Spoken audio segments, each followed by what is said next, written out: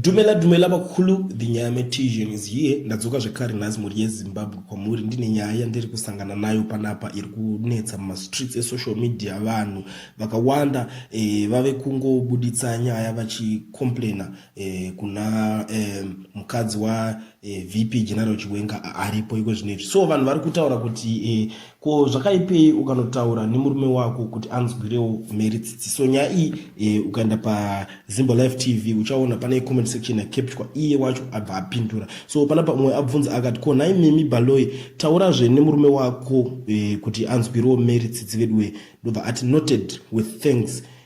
Vanhu vatanga kuti thanks so much mimi nekunzwisisa chinchi. Nyaya iyoyi inyaya iri too sensitive ende ukatarisa nyaya yaMary pese peyakutaurwa kezvinezvi vanhu havachataure nenyaya yekuti vari kutaura news but vari kutaura nyaya yekuti pamwe zvichida munhu angaona rubatsiro kana kuti angabatsirika. Asiwo vamwe vanga vachizobvunzwa kune rimwe side munoziva pese panotaurwa zvinhu apashaye mumwe anenge vane maonero akasiyana vachiti munoda kuti anzwirwe tsitsi dzei.